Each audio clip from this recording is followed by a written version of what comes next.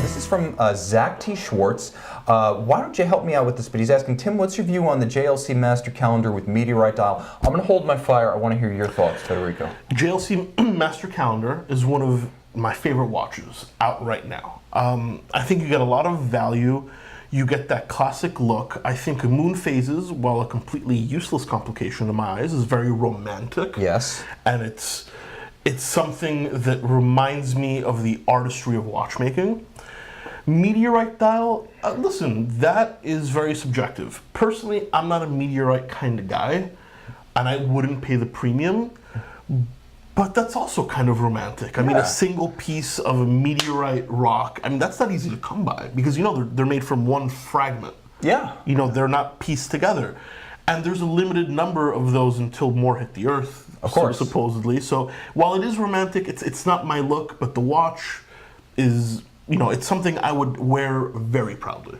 And here's the nice thing, there is a little bit of selection here. Of course, two models. One is steel, and they both use the Wittmann-Statten process to preserve that iron crystalline structure. So you're going to have that forever. But you do have the rose gold, which has a much darker iteration of that process. The rose gold is a more intense case color with a more intense and darker meteorite dial. The cooler and maybe more austere steel case has a lighter version of the dial. So if you're the type who likes colored gold, if you love that rose gold in about a 39mm case and you want it to have ultimate visual punch, you know, going with that dark meteorite dial, for me, that almost makes the rose gold something I could embrace as something as I would wear. I feel like you get both more impact with the gold and more meteorite with the darker treatment. So you're right. I mean, rose gold is subjective, right? I mean, if you like the rose golds, chances are you might like the meteorite a little more as well because you want it to stand out a little bit. Whereas the steel is certainly more subdued. And I know that's the kind of guy you are. You only have white metals as of right now. More platinum. That's a hell of a white metal. But yeah, it's subjective. But as far as the watch goes, I'm sure you love it as well. It's such a well-balanced piece. Absolutely. And I would say this, too.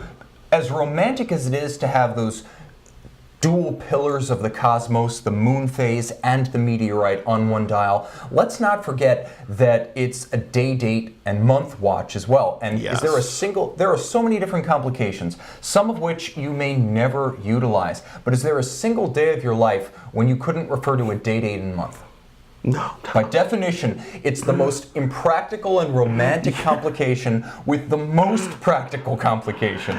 You're absolutely right. And actually, I love the way you put the two pillar of the cosmos. I'm a very romantic buyer. You know, I come from retail. I love these stories, and I think you just kind of sold me on the meteorite. Yeah, and this is a guy who just kind of gets starstruck by watches. That's how he buys his. I create like a roadmap. I'm very calculating. He buys on pure emotion. No, when something makes me feel a certain way, take my credit card. As long as I've got money on it. If I can afford it, just take it right now. You know.